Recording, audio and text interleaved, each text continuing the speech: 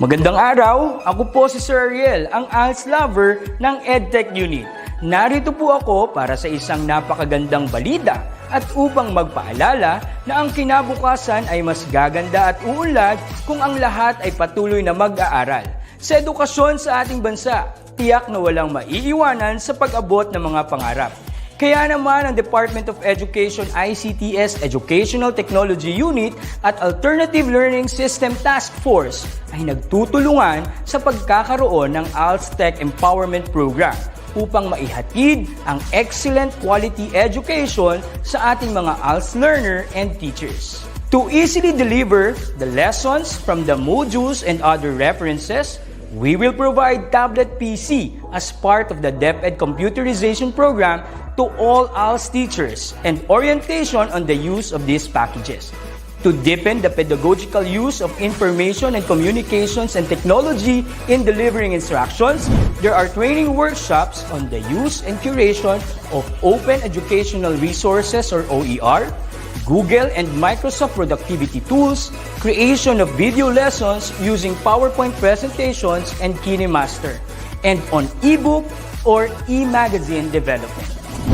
To create an avenue for remedial lessons that is open to all learners, teachers, and parents, we will have the ETUlay free online tutorial and mobile ETUlay, where we will visit remote schools to feature the best practices of our ALS teachers and learners. Sa mga out-of-school youth and adult, laging tatandaan na may pag-asa upang makapagpatuloy sa pag-aaral. May ALS para sa inyo. Ang edukasyon ay para sa lahat. Para sa bata, para sa bayan, para sa guro. Sulong Edukalidad.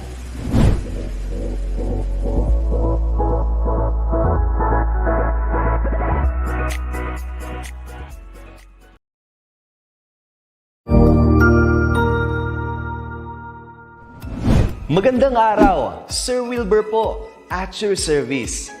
Narito ang ETUlay upang gabayan ka sa inyong pag-aaral upang lubos na maunawaan ang iba't ibang paksa o subject. Ang ETUlay ay isang free online tutorial class na pinangungunahan ng ICT's Educational Technology Unit sa pamumuno ni Undersecretary Elaine Del B. Pascua. Ang programang ito ay hindi lamang para sa mga bata, kundi ito rin ay magsisilbing gabay sa mga magulang at mga guro kung paano nila ituturo o gagabayan sa bawat asignatura ang kanilang mga anak o mga estudyante. Sa kasalukuyan, ang self-learning module mula sa rehiyon ng Calabarzon at kilala sa tawag na Pivot ang ginagamit sa ating ETUlay online class. Kaya ano pang hinihintay ninyo? Ihanda na ang inyong mga ballpen o lapis, papel o kwaderno at samahan kaming itulay ang pagkatuto para sa bawat batang Pilipino. Sama-sama tayong magtutulungan para malampasan ang mga hamon sa panahong ito. Halina't matuto kasama ang inyong online tutor sa oras na ito.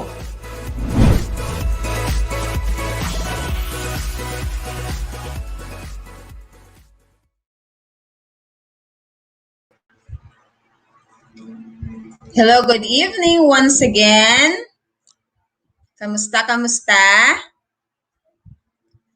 How's your Monday so far? We'll wait for the viewers natin, no? I'd like to acknowledge also our ALS students who are watching. I hope FMA Kanoy, shout out to you. And I'd like to thank also for everyone who is following our live tutorial via DepEd Philippines, DepEd Edtech Unit FB page. Please continue supporting us every day from 5 to 7 p.m. For ALS subjects from 5 p.m. to 7 p.m. every day, and 1 hour per subject. Watching from Dilan Integrated School, Pangasinan, Esther Garcia. Cherry Danso also, good evening po. Lourdes Eribal, pa-shout out. Asni Bao. Okay, hello, good evening. Welcome to another episode of our English class. Today we will be tackling or discussing about one practical skill that everyone should know. Okay? Walang bata, walang matanda para sa skill na to because everybody is doing this skill. Okay? Is doing this activity. Okay? Magandang hapon, Joyce Faith Modina. Magandang hapon po, Gemma Tagayon from Mambog Elementary School Alternative Learning Center. Okay, ALS learners, watch ALS learners. Okay, Lourdes Eribal. Watching from Zamboanga del Norte. Mabuhay po ang ALS. Opo, mabuhay po ang ALS. Okay, let's start our topic this evening. Okay. Share tayo ng screen. Okay, our topic this evening is about filling out forms accurately. Okay? Dapat may accurately. Hindi lang basta-bastang filling out of forms. Okay? It should be accurately. Okay? For all students, from time to time, you will be filling out forms. Dapat alam niyo kung ano ilalagay natin sa field na yon, okay? Sa blank na yon, sa part na yon ng form, okay? So this is our topic for tonight. Okay, watching from La Camille School, Bacoor, Cavite. Okay, hello po, Joymi Salazar, Elwin Mantua. Okay, let's recall last week we discussed about idiom and proverbs. Idioms and proverbs, okay? We say idioms, idiomatic expressions. These are group of words that should not be taken individually. They should be together to form a meaning, okay? The idioms have their own meaning, okay? So, and proverbs also are saying, when we say, burning the midnight oil, anong meaning daw nun? Burning the midnight oil. Anong meaning no ng idiom na yon? Idiomatic expression na yon. Juan is burning the midnight oil for his exams. Anong meaning kaya nung burning the midnight oil? Okay? Nagsubsob. Okay? Nagsubsob sa pag-aaral. Okay? Something like that. Proverbs are sayings. Okay? Good examples are the proverbs from the Bible. Okay, now let's continue. That was our topic last week. This week we will be discussing something different. Okay, this time our target for this evening is to tell why it is important to fill out forms accurately. Identify the different parts of a form and follow written directions in a document. And lastly, fill up various forms accurately. Okay, these are our targets for this evening's discussion. Okay, next. Okay, forms. Pag sasabihin natin ang forms, what comes into your mind? Ano ba nasa form? Ano bang may mga forms dito? Anong meron dyan? Ano yung natin? Ano yung nasa isip? What comes into your mind? What is the first thing that comes into your mind when you hear the word forms? Asan yung mga forms? Ano nasa isip? Ayun yung imagine mo agad-agad pag may forms. These are what? Ano itong mga forms na to? Of course, papel. Okay, good. Ito yung mga papel. Anong meron sa papel na to? Okay? Papers that anong meron sa forms na fill outan mo ngayon, lalagyan ng information, okay? But what are forms? O fill upan, documents to fill out, okay? To fill out, okay? What is a form or what are forms? Okay, these are documents. When I say documents, ito yung mga papel-papel natin. Pwede din sa soft copy. May forms din sa soft copy lang. That you have to fill up or to fill out as a requirement for admission to a school or to a job. Pag si Juan wants to apply for a job, ano ang dapat niyang gagawin? Mag-a-apply ako ng job. Si Juan wants to apply for a job. What is the first thing that he should do? He already knew na may hiring dyan sa company na yan. But what is the first thing that he should do to apply for a job? Sinong late? FMA. Anong una niyang gagawin to apply for a job? Pupunta? Gagawa ng? Gumawa ng resume.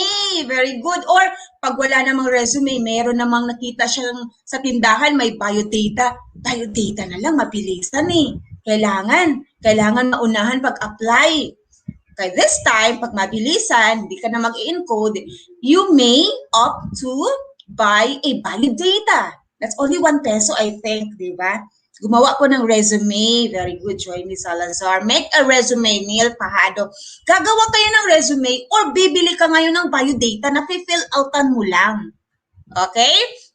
Now, gaano ka-importante yung biodata? Let's find out later how we will discuss about biodata later, okay? So, back to forms. These are important because they tell the company or the school where you are applying for about you. Okay? It tells about you. It tells you are introducing yourself through these forms. Okay? A form often requires a lot of information. Parang hindi matatawag ang form, but pag isa, dalawa lang ang mga blanks dyan eh. It could be a lot because this is, all of these informations are about you. Okay? So these are forms. Okay, let's continue. Okay? Now, there are many kinds of forms. Okay? As you grow older, mas dadami at dadami din yung fill outan mo. Pag student ka pa lang, ang i-fill outan mo ngayon yung enrollment form, di ba? Pupunta ka ng school, mag-enroll ka, mag-register ka ngayon, mag-i-enroll ka ngayon. Nowadays, in the time of pandemic, you have this online registration. You have to fill out the necessary fields in the Google document. I-fill out mo lang yun na, especially yung pinaka personal data about you, okay? There are many kinds of forms, okay? One is very common. One is biodata. Yan yung inano ko kanina, biodata or resume pag ikaw mismo gumawa, okay? Number 2 is community tax certificate, or commonly known as, ano yung community tax certificate? Ano po yun? You must have a resume, sabi ni Satur Rojas.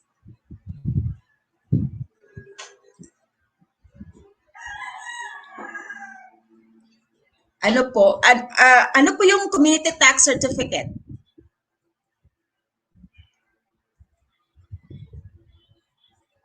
Ano yung pinaka-common name ng community tax certificate? Ano po yun? Cedula, very good. Okay, cedula or community tax certificate. If you're a student, you can still get a cedula. May fill outan ka niyan. Okay? Another example is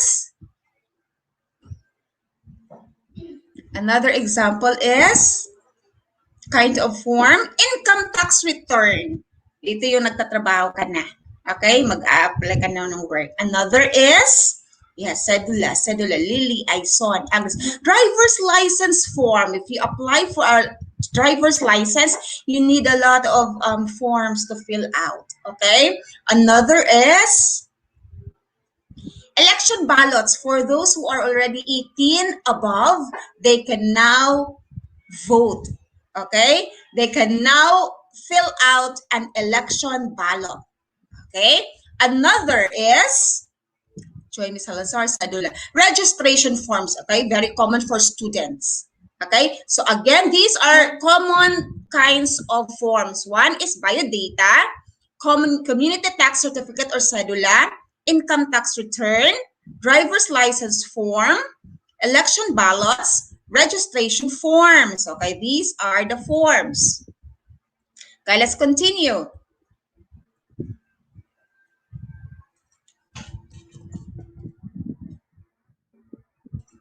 Okay, this is a sample biodata.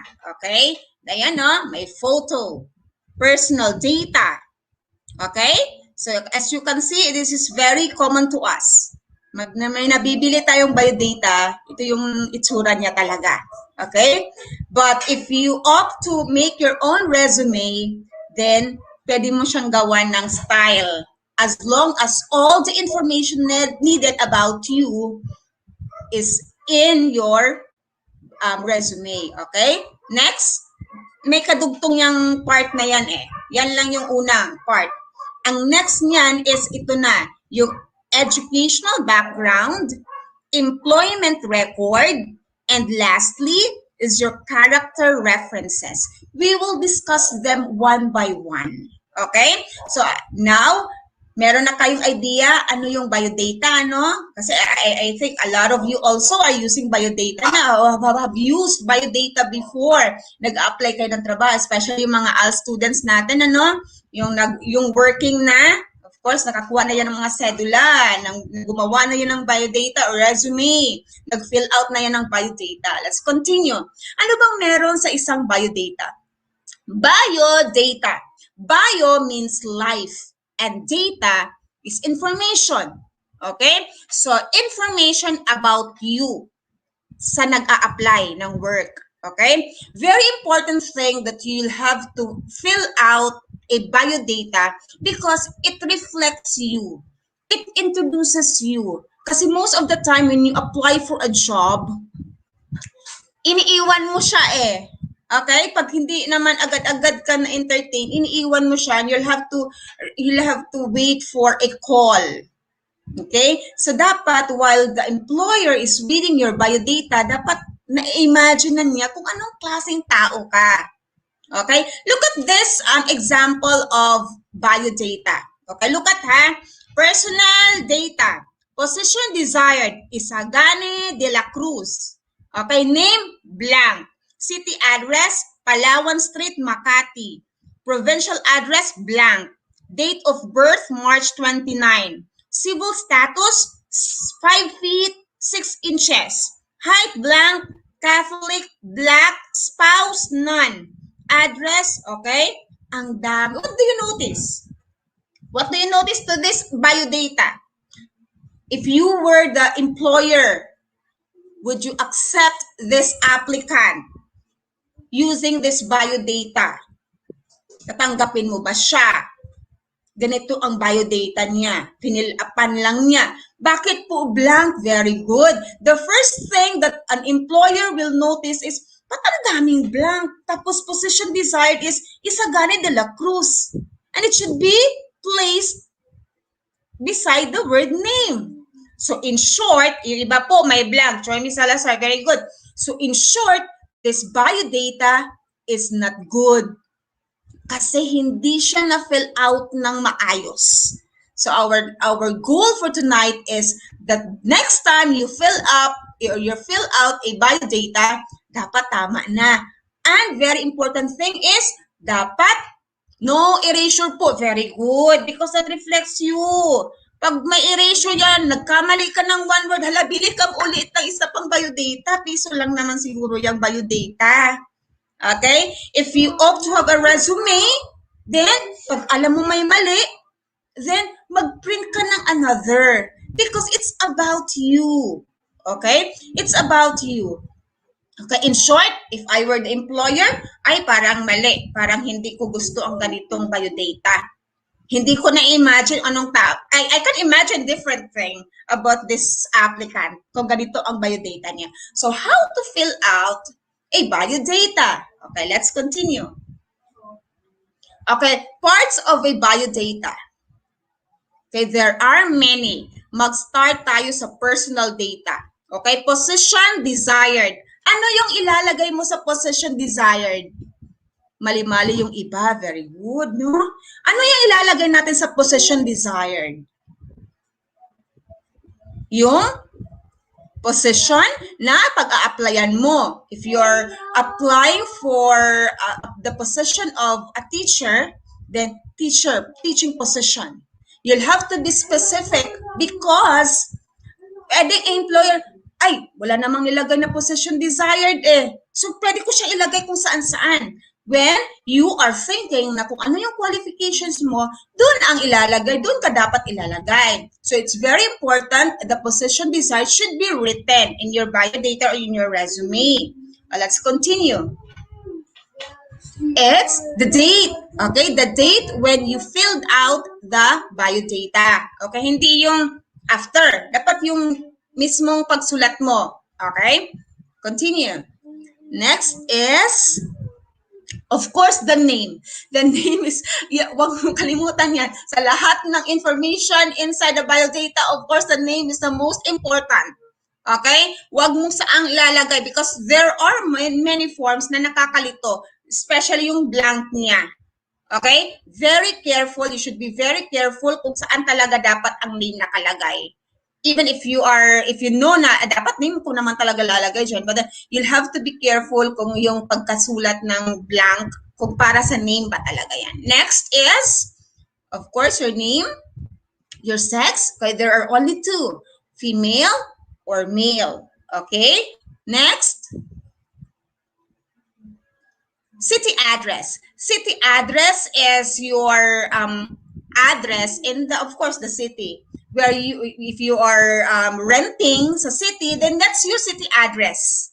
Kung may provincial address ka ngayon, you'll have to indicate also kung may bahay ka or umuwi ka sa Quezon Province, and then that's your provincial address. It is very important to write your address.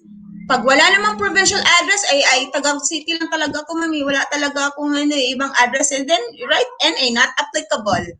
Okay, but do not leave any field, any information needed unanswered. Kapag hindi applicable, minsan nilalagay natin NA, meaning not applicable, or X. May mga instructions sa isang form na put X kapag not applicable. But please do not just leave it blank. Dapat may ilalagay ka dyan. Okay, very good. Watching from Zamora Junior High School, Carmela Colinares. Next is date of birth. Date of birth, very important. Huwag magdaya sa edad, ha? Okay? Kasi kapag kailangan nila 18 years old, dapat 18 ako. No, especially our students, you should be very honest. Kasi everything in your biodata should be in all honesty. Wala ka dapat misinformation dyan ilalagay. Dapat everything is true. Okay? Date of birth. Okay? That's your birthday. Next is place. Okay? Itong place, saan ka pinanganak? Okay? So, place of birth, it doesn't mean na ilalagay mo pa dyan yung hospital. Kung pinanganak ka sa hospital, no need. Okay? If you were born in Cebu City or just the city in Cebu, you don't need to write the hospital or the maternity or line in where you were born. No, just the place and the city or the province, okay? Or Cagayan de Oro City. Well, that's just the city, place of birth. Okay? Las Piñas City, Caloocan City. Okay? Next. Civil status, that is, if you are single, married, or widow. Ano pang nakalagay dyan? Separated? Something like that. So, yan yung mga civil status, ha? Hindi yung Filipino. Okay? Nationality yun. Okay? Very good. Pampango po. Pampango. Saan ba itong Pampango natin? Okay? Manila City. Very good. Pampanga. Okay? Place of birth, Pampanga. Or San Fernando, Pampanga. Angeles, Pampanga. Dapat may city, ha? Okay? And then the province. Okay? Next is citizenship, of course, Filipino. kapag dual citizenship ka naman, hindi lagay mo kung ano yan sa anong mo, citizenship mo. Pero hindi pwedeng senior citizen. Okay? Dapat ano lang yon, citizenship Filipino lang. Kahit bata ka or hindi ka pa senior citizen, Filipino lang. Huwag lalagay ang senior citizen. Ha? Okay? Next, continue. Yeah, single for civil status. Height. Ang height kasi, mabilis sabihin, anong height mo? Okay, 5'2". But there are forms na nagre-require ngayon ng in cm. Dapat, paano ang in cm? In centimeter. Okay? If I'm not mistaken, ang height mo, ang 1 foot, okay? Ang 1 foot is equivalent to 30.4 cm. O, i-times mo yun. Kung 5.2 ka, mas madali pag i-google. I-google mo na lang. Kung in cm, okay? I-convert mo na lang doon. But pag height mo is 5'2", or let's say 5, okay? 5 feet tall ka. So, i-times mo lang ng 30.4 something. That's in cm. Bakit may ganun talaga? Yes. Kasi may mga forms talaga na ayaw ng 5 tapos ganyan, apostrophe tapos 2. Okay? Dapat in cm. So, pag 5'2 ka, nasa 158 cm, if I'm not mistaken, ha? Okay? Yun lang, convert mo lang siya. Okay? Height. Okay? 5'2", ilagay mo dyan, pwede din. Weight also, sometimes kilos, sometimes pounds. Okay, nakalagay sa form in pounds. 1 kilogram is equal to 2.2 pounds. O, i-times mo lang yun. Okay, i-convert mo lang yun. Mas madali, i-google mo na lang. Okay, 10 lang po ako. Ano ang 10? Joy ni Salazar. 5, anong 10? 10 ang height mo. Bawal po, ma'am, bawal po pala, ma'am, pag shortcut. Okay, yes, mas maganda kapag in cm. Mas maganda kapag kung anong hinihingi doon sa form mo. Okay, again, ang weight, sometimes kilograms ang hinihingi, sometimes pounds. I-times 2 mo lang yan. 2.2 something, if I'm not mistaken. 2.2 is equivalent to 1 kilogram is equivalent to 2.2 pounds. Okay, wait. Next is, ano pang next natin? Religion. Okay, Roman Catholic, Christian, ano pang other religion? Iglesia ni Cristo, what else? Ano pang mga Baptist, ano pang other religion natin?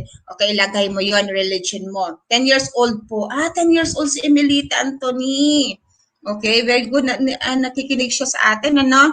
Next is, after religion, okay, telephone number. Ano, wala kaming telephone number eh. Even mobile number, walang mobile number na kailangan. If you apply for a job, kung kaya mong mahiram yung number ng kapitbahay mo para lang may makontak ang employer if, i-hire ko to kasi maganda ang biodata, maganda ang resume.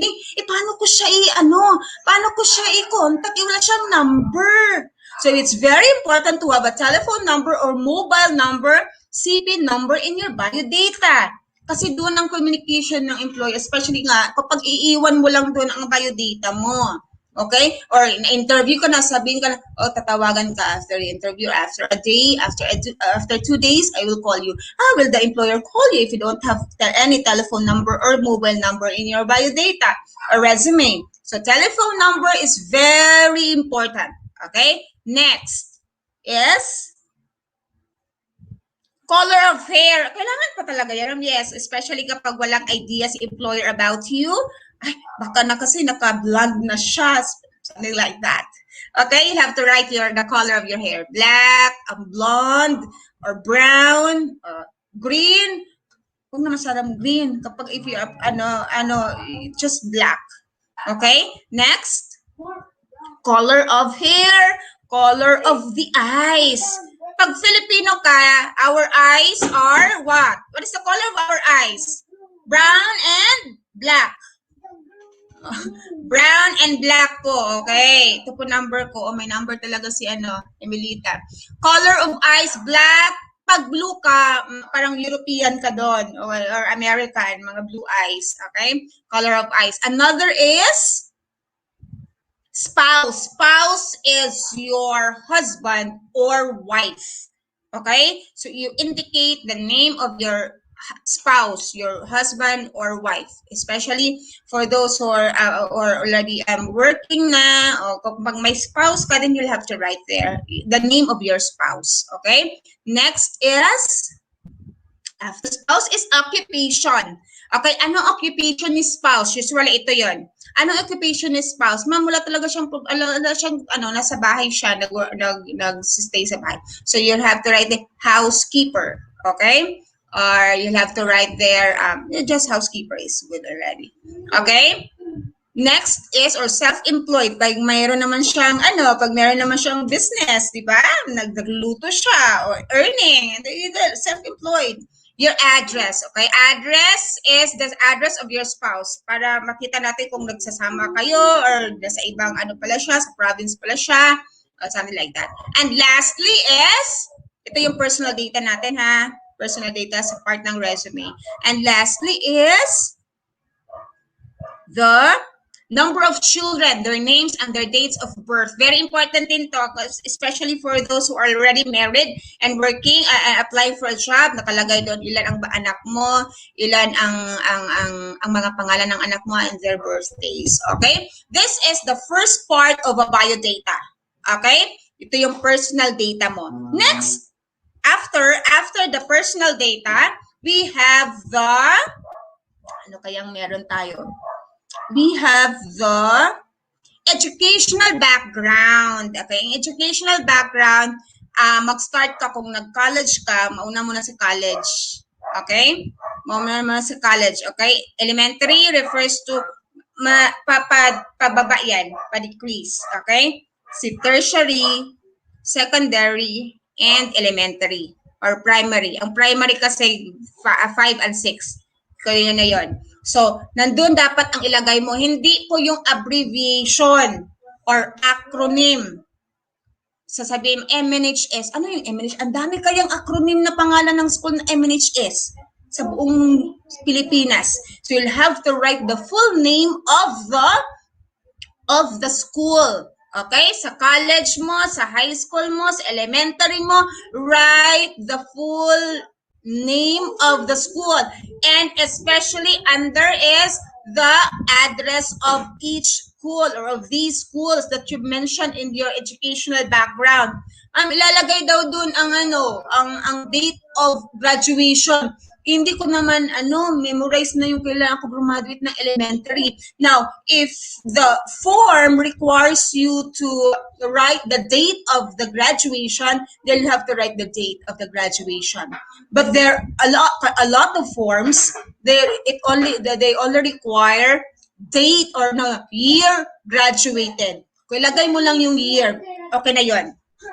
O anong year ka graduate.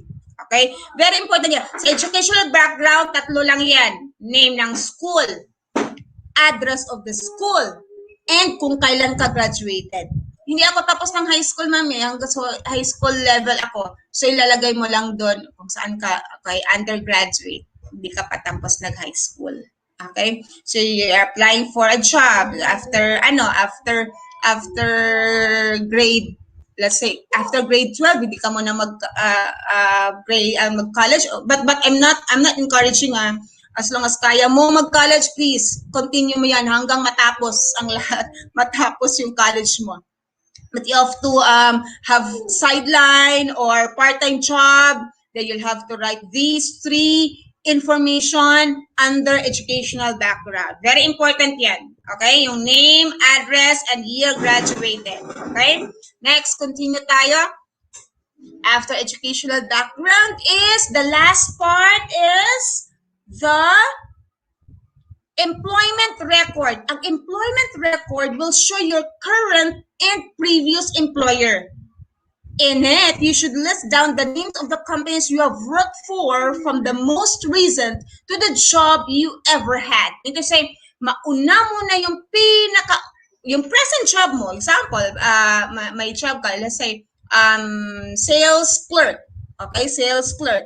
Nauna yun, dapat. Okay? From 2020 to present.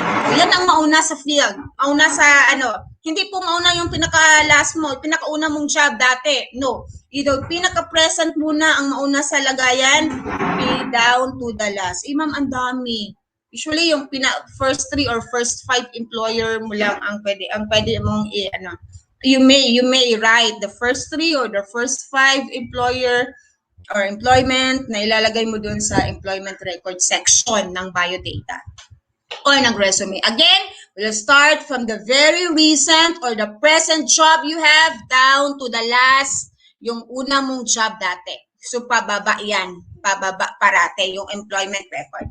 The last thing about the biodata or the resume is, after the employment record, ito, very important. Bakit ba kasi may character references? Of course, employers don't know you.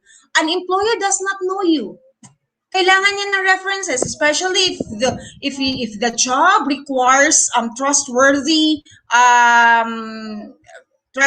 applicants, trustworthy employees, then the employer has the right to research about you. To study about you, okay? Character references are people who may tell the company to which you are applying how you are as a worker. You should indicate their complete names, positions held, and complete addresses. Now, very important, wag mag-invent ng name. Kasi a lot of companies nowadays, tinatawagan talaga nilang kung sino yung nilalagay mo sa character references mo. And it may disqualify your applications kapag hindi naman ma-reach yung mga numbers na nilagay mo doon. So, for character references, there are 3 very important information to fill out. Okay? Name of that person. Position, kung siya ba yung manager ng company mo dati, and the complete address of that person. Ma'am, ilan? Usually 3 yan, character references, ma'am. Please choose people who are not related to you. Please choose people who were your boss before. Mga boss mo siya. If you have good record, then you're very confident to write all your bosses, your managers in the previous. Okay? So that's character references. Again, kailangan ang number nila. And very important thing, it's worthy to note also, if you write these people in your resume, kindly ask them, ma'am, pwede po ba kayong maging character reference ko? Pwede ko ba kayong ilalagay sa biodata ko? So that that person will be notified, okay, I have to tell something about this person. Okay? So, i-notify mo as a courtesy of that person, ha? So, notify mo, ma'am, pwede ko bang gawin ko kayong character reference? Okay? Para hindi naman gulantang may tumawag sa kanya na, sino ba itong tumawag sa akin? So, very important na i-notify mo yung taong yun. Okay? Next is, that's about biodata. Okay? Continue. Let's try to look at a sample biodata. Ito yung personal data niya, ito. What's his name? What's her name? Okay, Joy T. McGregor. Okay, nandiyan na lahat yung pinag-discuss natin above. Okay? Occupation engineer. Yan yung asawa niya. Okay? Address. Look at the address. It's complete. Together with the house number, block number, street name, and the rest. Okay? Number of children also. Nakalagay dyan together with the birthday. Father's name, mother's maiden name. Okay, ito, parati natin nakikita ito, no? Mother's maiden name, yung nanay, yung pangalan ng nanay mo nung dalaga pa siya. Maiden name. Okay? Pag ang apelyido ni nanay na ngayon ay Cruz, kasi yung apelyido ng asawa niya ay Cruz, hindi po yun. Yung before siya naging Cruz, ano pa ang pangalan niya? Okay? Ano po ang pangalan niya? Okay? Next, continue. Ayan personal data natin sa biodata. Okay? Next is another educational background. Look at this. Okay? Elementary, Academia di Santissima Trinidad. Okay? Graduated, date graduated. Hindi niya nilagay yung date niya, no? So, okay lang kasi may March naman siya. March 1984. Okay? High school, Stella Maris College. Okay, straight yan ha. As in, walang acronym lang. Okay, March 1988. Okay, vocational, NA. Again, do not leave any blank in the biodata. Lagay mo ng NA, not applicable. College, UP Diliman. Okay, nandiyan ang date ng graduation. Course, special skills. Ano ba yung special skills na to? Dapat related sa ano ha, sa pinag-a-applyan mo. Kung magaling ka mag-web design, magaling ka sa computer, then you'll have to write in your special skills. Huwag lagay volleyball. Kasi ang volleyball, baka ang ina-applyan mo is about an engineer. Pero naman lagay, pero as much as possible, ilalagay mong special skills are related to the position they are applying for. Okay? So, Photoshop, ito. PageMaker, ayan. Yung magandang, dapat related pa rin ha. Employment record, isa lang eh. Isa lang yung pinagtatrabuhan niya eh. Hindi isa lang. Okay, wag mag-invent. Okay, 1992 to 2000, subject area editor, Phoenix Publishing House Incorporated. Okay? So that's the company. Very important. Look at this character references. Anong kulang dito? Anong kulang po dito? Character references.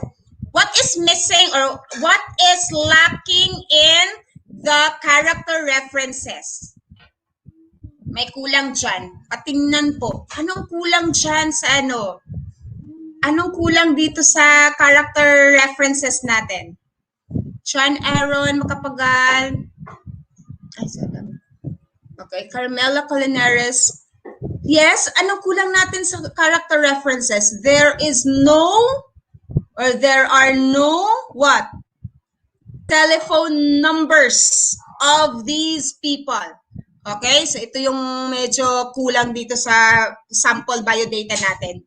Again, very important, you'll have to write the telephone numbers of Roger or Arlene as your character references. Okay? Ito yung resident certificate, ito yung cedula mo. Okay? Ito yung nakalagay dun sa biodata. Cedula, yung TIN, kapag may TIN ka, NBI number, pag makakuha ka ng NBI clearance. Okay? Passport number, pag wala ka ng passport, of course, you write NA.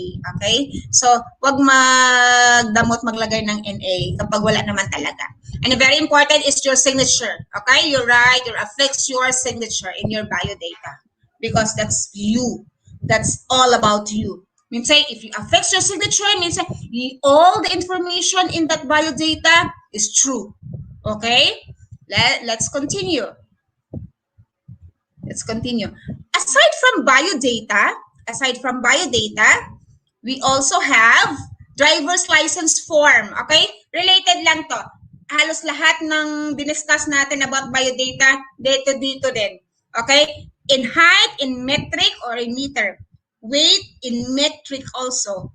Color of eyes, okay, marks of scars, kasi kailangan niya sa driver's license. Kung may mark ka, may birthmark, ilalagay, ano mo yan, what do you call this? Ilagay mo yan, isulat mo yan sa form. Okay, blood type, you should know your blood type, especially pag mag-work ka. Okay? Pag may medical exam ka, you will know your blood type. Okay? Wear glasses to drive, yes or no only. Passport number, wala kong passport di wala, NA. Place of issue, saan na-issue yung passport mo. Kung Manila, or sa province yan, nagmamatter yan. Okay? Fix your signature. Yung signature mo, hindi iba-iba. Ma'am, tatlong signature ko. Depende yon. But if you're just using one signature, kasi it's very advisable to only have one signature, okay? Isa lang, so tatlong beses mo yun ulitin, okay, for your signature. Next, driver's license. Another form also, common form is, ano po? Tax declaration form. Ito yung, natin what do you call this, if you already have work. Now, the next slide is about the parts of tax declaration form. Let's find out ano po ang pwede natin ilagay dyan sa tax declaration form. Ito yung mag-work ka na ha. Okay? Nag-provide ka na ng tax. Okay? Let's continue. Okay, after tax declaration form is, next Na natin ang next. What are the parts of a tax declaration form? Okay? One is the ICR number. Ano yung ICR number? Only if you are a foreigner or if you're an alien. Ang alien dyan sa mga forms natin, hindi alien na alien ha. Alien means a foreigner. A person is not Filipino or born Filipino. Okay, so you have your ICR number kapag if you acknowledge Philippines as your country or nag-convert ka or what they call this, nag-iba ka ng citizenship, nag-Filipino ka, dapat may ICR number ka. Residence tax due is dependent on whether you have a job or not and how much you actually earn plus the basic residence tax due. Okay, depende to sa job mo ha. Nagdepende to sa job mo. Pag doctor ka, ito yung ano.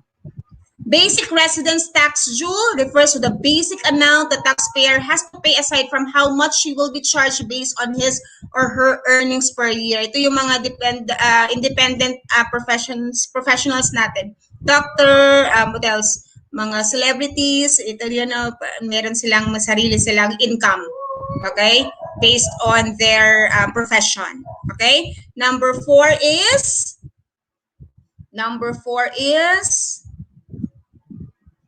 additional residence tax. Magdepende pa rin tayo sa earnings of that profession. Kasi maybe some of you may be doctors, lawyers someday. Ayan, dapat may i-declare mo yung mga taxes na dapat bayaran mo.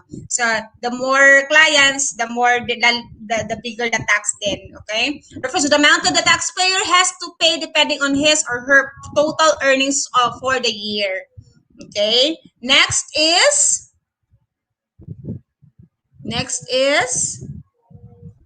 okay, I think this is the last slide for this before we summarize our lesson for today. The total is equal to the amount identified in the tax due portion. Ito yung dictated by the BIR. Ano ba yung pinagsasabi mo, ma'am? Ito yung mga ito yung mga forms na pinifill upan ng mga taxpayers. Okay, pag may work ka na, magta-tax ka. Okay? Lahat ng sources of income mo, may tax yun. Okay? Prior residence certificate number refers to the number of your previous residence certificate. Okay, yung cedula. Next is date refers to the date you got the previous residence certificate. Nasa cedula pa rin. Next is place. Okay, sa cedula pa rin. More on cedula tayo. Refers to the place you got your previous residence certificate. Okay, taxpayer signature, okay, very important. Again, your signature matters. Your signature will tell or will introduce you. Okay, filled up by an administrating officer. There are portions in this form na hindi mo dapat i-fill outan. Okay, hindi mo i-fill out. You should read. Okay, na pag may doubt ka pa rin, you should ask. Okay, para hindi balik-balik ang trabaho. Okay. Please do not hesitate to ask. Don't be shy to ask. Pag medyo huwag mahiyang magtanong. Okay? Okay? Filled out by the administrating officer. Again, these are certifications. Si officer lang pwede mag-certify niyan, ay mag-fill out niyan. Okay? Last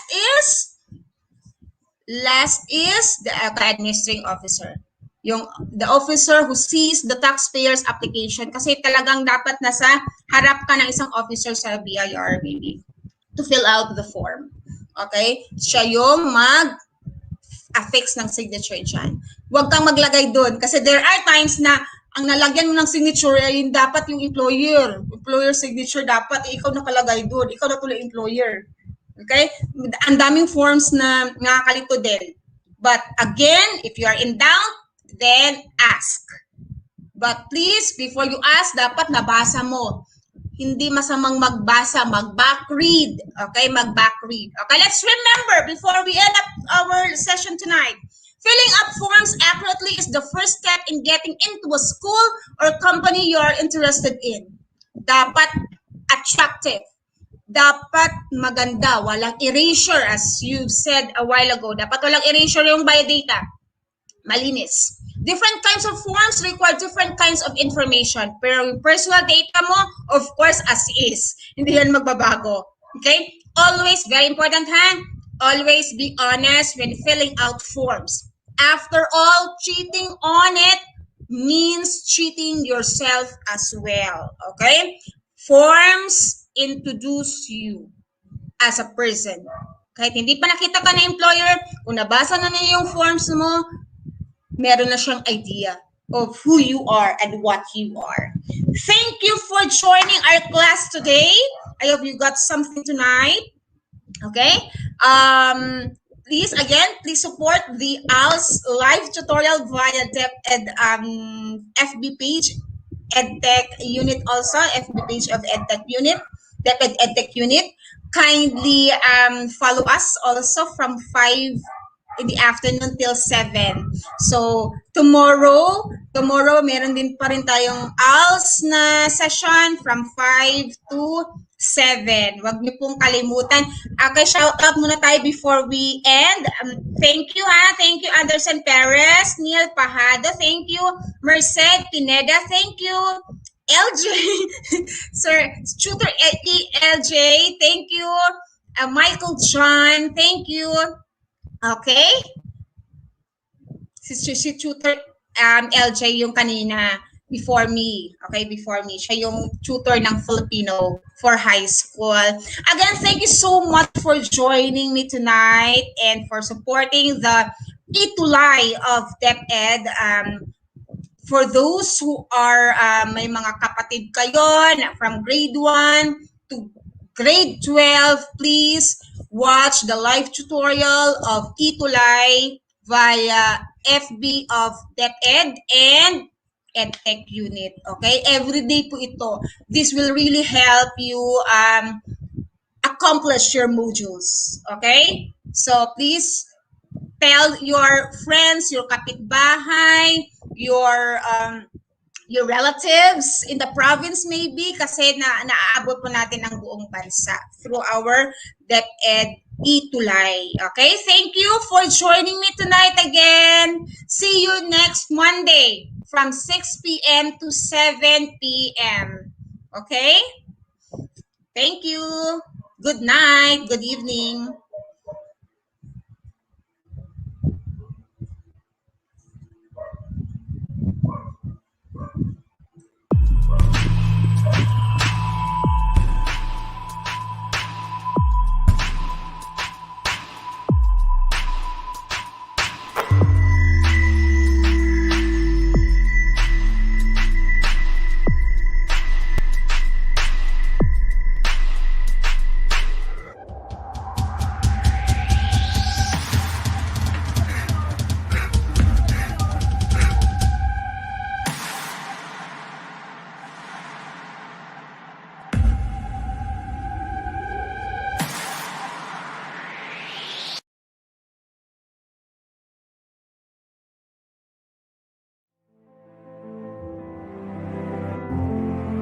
Si ALS Learner JC is a proof that life offers second chances. Nagkakamali pero naitatama at patuloy tayo to dream, set our goals, work hard for it, stick to it until we reach the success and the happiness that we hope for. Ako po muli si Sir A, ang inyong ALS coach dito lang sa Alternative Learning System sa DepEd TV.